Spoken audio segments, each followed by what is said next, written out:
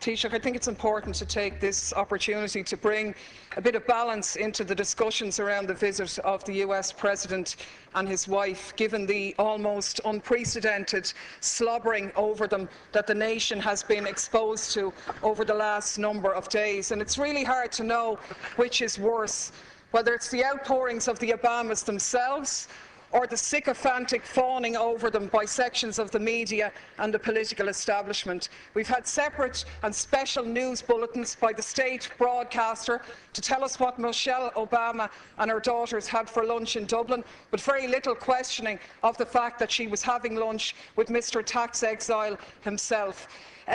We had very little challenging of the fact that she's glad to be home, a country that she's been in less than a week and that her husband has very tenuous links in.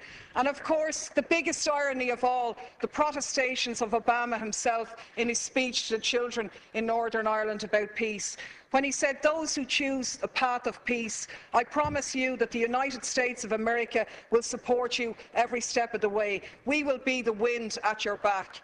Now I ask you, is this person going for the Hypocrite of the Century award? Because we have to call things by their right names. And the reality is that by any serious examination, this man is a war criminal.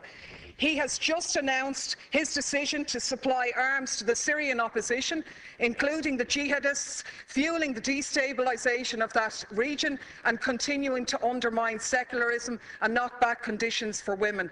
This is the man who is in essence stalling the Geneva peace talks by trying to broker enhanced leverage for the Syrian opposition by giving them arms, and to hell with the thousands more who lose their lives, or the tens of thousands more who will be displaced as this war goes on. This is the man who has facilitated a 200% increase in the use of drones, which have killed thousands of people, including hundreds of children. And you, Taoiseach, you are the one who's turned a blind eye on these activities. You've talked about the G8 being an opportunity to showcase Ireland. But is it not a reality that you have showcased us as a nation of pimps, prostituting ourselves in return for a pat on the head? To be honest with you, we were really speculating this morning whether you were going to deck the cabinet out in leprechaun hats decorated with a bit of stars and stripes to really mark abject humiliation here. So my question to you, Taoiseach, is as follows.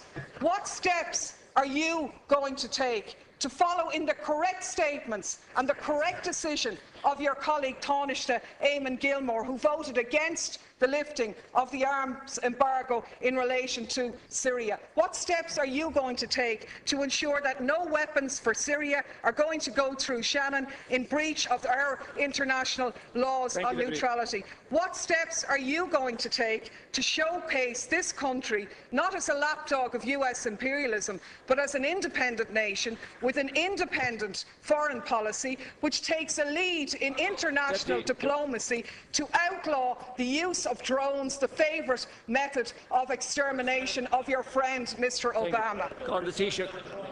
Right, please. Well, let me confirm to you first of all that the President was not inquiring about your whereabouts or your well-being. I think your comments are disgraceful. I think they do down the pride of Irish people all over the world, who are more than happy to see this island be a host to the G8, the leaders of the most industrialised nations in the world. And for you, Deputy Daly, to stand up here and criticise the American President for giving a continuation of support for a fragile peace process in Northern Ireland, where over 3,000 people lost their lives over 30 years, is a disgraceful do-down. And if you represent those people on the back line over there, if that's the kind of comment that you intend to make, well then it's beneath you actually. Even those of your predecessors in their brilliance never matched what you've just said here. Let me remind you that the communities in Northern Ireland and the politicians from administrations in this House here, of all governments, together with British governments and Northern Ireland politicians and Northern Ireland communities, have put together a very fragile peace. And far be it from you to come in here and criticise somebody who wants to support that process, visibly, personally, and with assistance from the United States, where 35 million Irish Americans, Deputy Daly, want this peace process to continue. And the young lady, the young student who introduced the President in Belfast, put her finger on it very well when she said, the reality is that Northern Ireland has had a past, and the reality is that Northern Ireland has a future. And that future, Deputy Daly, is one where peace in communities and across communities should abound. And it's beneath you to say that the American President should not be a party to keeping that process alive and visible. Insofar as the discussion on Syria is concerned, there was a serious discussion at the G8 summit with the members of the G8 themselves. I'm not sure whether you favour the Russian intervention here or whether you favour what the European Union put forward. While there was division among the countries in Europe about the lifting of the arms embargo, Ireland took a very clear position on this, which was articulated by the Taoiseach, that the embargo should not be lifted. But the conclusion of the G8 summit was that the Geneva peace talks should take place. Nobody wants to see wanton slaughter and the exodus of hundreds of thousands of people from Syria. And far from a warmongering discussion, the situation here is, what can you do to bring about discussions and negotiations that will restore, in the first instance, peace to this situation, and in the second instance, a structure that will allow Syria to continue in the time ahead without the obscenities and the humanitarian crisis that we've witnessed in the last 2 years. Deputy Daly, 1 minute. Please, yeah. 1 minute, Deputy. Thanks, Ceann Comhairle. Of course, I said nothing about the Northern Ireland peace process, a process which everybody supports, but is not one that gives you a licence to do whatever you like anywhere else around the globe. There isn't much peace in Iraq, where 26 people lost their lives yesterday. There isn't much peace in Afghanistan. There isn't much peace in Pakistan, and there certainly isn't much peace in Syria. And the side I'm on in Syria is the one, and what I agree with is the statement by Oxfam, where Oxfam said sending arms to the Syrian opposition won't create a level playing field. Instead, it further risks fueling an arms free-for-all, where the victims are the civilians of Syria. Our experience tells us that the crisis will only drag on for longer if arms are poured in. And that's in essence what the Americans have done here. I can only take from your non-answer to the question that you were asked is that you're going to take no steps to ensure that those arms will not be sent through Shannon in breach of our neutrality. You said here last week no arms ever came through Shannon. How do you know that, seeing as no investigations take place? The reality is, in 2012, 548 US planes landed in Shannon. How do you know what was on them if you haven't examined them?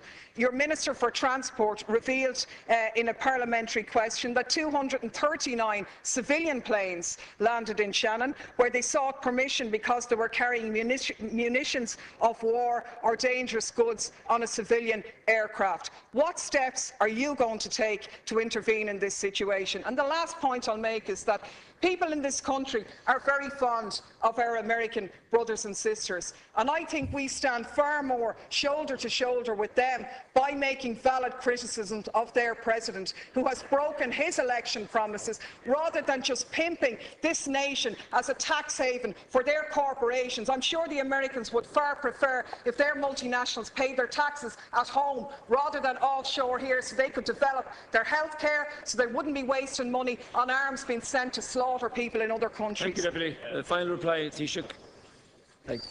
As you're aware, 100,000 American people are employed by Irish-owned firms across 50 states, and something similar here from American invested corporates in this country.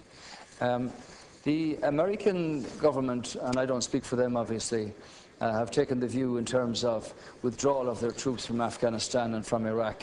There wasn't any intervention in terms of troops in Libya, and there hasn't been any intervention in terms of troops in Syria. We've never supported rendition flights through Shannon, and it ill behoves you to make comments that are not true. Now, I think out of the middle of all that rant, you seem to support the government position here, which was articulated by the Taoiseach at the Minister of Foreign Affairs, that this country did not support and does not support the lifting of the arms embargo in Syria, because clearly, with a multi opposition, very diverse factions in that opposition, these are very vexed questions. So the decision of the European Council to not agree in terms of the embargo means that that opportunity presents itself. But everybody at the G8, as I understand it, was focused on getting the peace talks in Geneva underway, which might bring about some sense of solution here. Clearly, you haven't condemned the Iranians or the Hezbollah or the Russians for supplying arms to the Assad regime. You haven't commented upon the atrocities carried out under President Assad in Syria at all. You seem to have a very biased view about the wanton slaughter of the Syrian people. And everybody on this side, insofar as we're party to the European Union, wants to see a structure that would bring about the removal of President Assad, but peace restored to that country and its troubled people, and the hundreds of thousands who have had to exit us across the border with nothing but their families and a few belongings with them. So, in that sense, Deputy Daly, I hope, and it's the hope of the government, that the peace talks in Geneva can actually take place and that something comes from them. And while I wasn't at the discussion about Syria at the G8, my understanding is that there was a very frank disclosure about the various views here, and that hopefully something beneficial will come from that. That's the answer to your question. Wind at your back. Now I ask you, is this person going for the Hypocrite of the Century award? Because we have to call things by their right names. And the reality is that by any serious examination, this man is a war criminal. He has just announced his decision to supply exposed to over the last number of days. And it's really hard to know which is worse, whether it's the outpourings of the Obamas themselves or the sycophantic fawning over them by sections of the media and the political establishment. We've had separate and special news bulletins by the state broadcaster. Taoiseach, I think it's important to take this opportunity to bring a bit of balance into the discussions around the visit of the US President and his wife, given the almost unprecedented slobbering over them that the nation has been. To tell us what Michelle Obama and her daughters had for lunch in Dublin, but very little questioning of the fact that she was having lunch with Mr. Tax Exile himself. We had very little challenging of the fact that she's glad to be home, a country that she's been in less than a week and that her husband has very tenuous links in. And of course, the biggest irony of all, the protestations of Obama himself in his speech to the children in Northern Ireland about peace, when he said, "Those who choose a path of peace, I promise you that the United States of America will support you every step of the way. We will be the